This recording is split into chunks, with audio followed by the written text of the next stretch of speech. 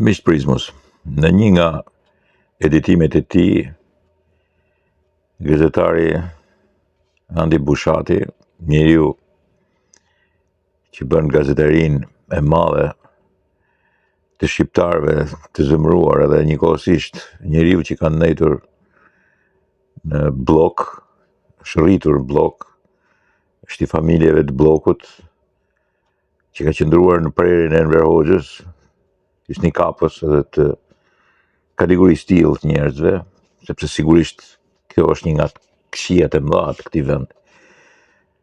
Sepse pinjoll të tillë sigurisht që vazhdojnë të bëjnë akoma edhe ato, si t'ju them tash, predikatorët e demokracisë në Shqipëri, po propozonte që protesta, kështu siç bëhesh paqësori, ishte thjesht romantike, nuk do t'i bënte asgjë Edi Ramës. Që ta largonin Edi Ramës, Bushati propozonte dhunën. Ashtu si kundër, Alfred Sako dhe ai luftëtari i madh i UÇK-s që thotë ndroni territoret, Goxhaj, propozojnë vrasjen e Edi Ramës. Njeri thotë duhet varur, tjetri duhet eliminohet. Andi Bushati, që është edhe gazetari, propozon diçka akoma më të madhe. Propozon dhunën. Protestat të kthehet në dhunshme, ta marrin me dhunë pushtetin. Dhe e bukur është se shteti shqiptar nuk vepron, sepse është shtet demokratik. Keni parasysh, shteti demokratik të let hash kështu të lloj muti, edhe them pa si lloj mbrojtje këtë, nëpër televizion edhe nëpër portale testada të ndryshme, sepse sigurisht duke qenë shumë fajtor vet, i leverdis që njerëz të tillë, fantazma të demokracisë, të marrë, derbeder, të shëmtuar, me trashëgimi kriminale, komuniste, me marrëzinë e tyre, fobitë e jashtëzakonshme që kanë, krimin e trut e tyre, mund të përdorin edhe gjuhën e dhunshme, po njëkohësisht edhe mund të përdorin edhe atë që konsiderohet e jashtëligjshme. E kemi në kushtetutë që thirrjet për dhunë dhe përmbysje të rendit kushtetues dhe përmbysje të përdorimit të dhunës janë të dënueshme, dënohen me burg. Mirpo, as policia, as kërkush nuk kujtohet që edhe një gazetar i tillë, sigurisht një maskaraj të lindur, i cili propozon dhunën, ju propozon dhunën këtyre protestave të flamingos për të rrëzuar Edi Ramën.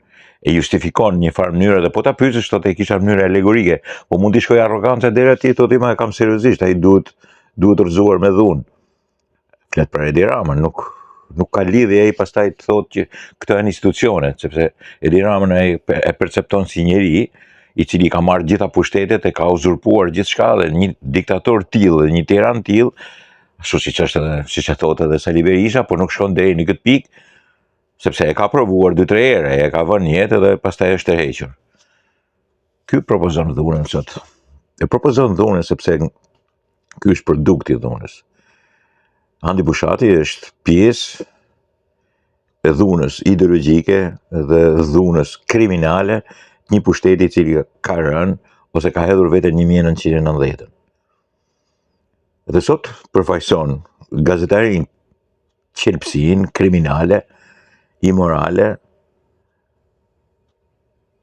jo intrigante vetëm, por edhe të intriguar, të futur në një sistem intrige i cili sigurisht ka mrapa masanaj soj maskaresh, delirantësh edhe të korruptuarish, një prej cilëve është edhe ky. Kur ky propozon dhunën, pse mos propozohet dhuna ndaj tij? Po kështu të kap ligji. Sepse sigurisht mund dalë një në rrugë aty dhe ti kërcasin 1-2-3 ku diun, huj mas qafet. Edhe ky pastaj bëhet hero, sepse ndaj tij është ushtruar dhunë. Dhe sigurisht do të ishte një akt i keq. Por dhuna kjo është. Dhuna nuk sjell të mira. Propozimi për dhunë i Andi Bushatit, nipit kapollarëve dhe fëmijës së bllokut, sigurisht që ka pasoja, sepse dhuna vetëm dhunë sjell. Ata që marrin përsipër të bëjnë dhunë, të rrëzojnë një shtet me dhunë, qoftë edhe një si Rama dhe pushtetin e tij ta rrëzojnë me dhunë, sigurisht që do të çojnë një aparat të dhunshëm. Përndryshe nuk ka asnjë lloj shembulli tjetër ndryshe. Nuk ekziston shembull ndryshe. Vetëm ky shembull është. Megjithatë fjalët e tij janë kot. Sepse edhe vetë ai e di qartësisht se nuk rrëzojnë edhe me dhunë, edhe sikur të përdorin dhunë. Nuk rrëzohet. E para punës, tash aty nuk ka më ashtu njerëzis që të përdorin dhunën edhe të jenë kaq trima dhe kaq burra, thojse e them, sa t'i shkojnë dhunës deri në fund ose ta kenë sasinë impresionante të njerëzve që t'u vi mrapa. Këto janë ëndrat e Andi Bushatit dhe një gazetari të çmendur, baraz ndoshta më i keq se sa Alfred Çakoja, edhe ai Goxhaj, luftëtar i madh, specialist i madh ushtarak, por zakonisht prej këtyre pritet, ose prej një psikopati që ka qenë drejtor policie, shef komisariatit, këtu në Shkodër, i cili haptas bën thirrje për dhunë, thirrje edhe për vrasje. Të tillë njerëz sigurisht janë qetësina shoqërore, është handraku. Është një handrak që shoqëria e derdh vazhdimisht. Është një pleherllëk, është një mbeturinë e qelbur e një shoqërie e cila sigurisht ka dhe këtë lloj revolucionarësh, këtë lloj pislleku njerëzor dhe filozofik, i cili sigurisht kërkon të jetojë me këtë lloj batute, me anë të dhunës edhe me anë të vrasjes, me anë të krimit, nuk jeton dot ndryshe. Një prej këtyre është edhe ky psikopati, maskara, gazetar, Andi Bushati.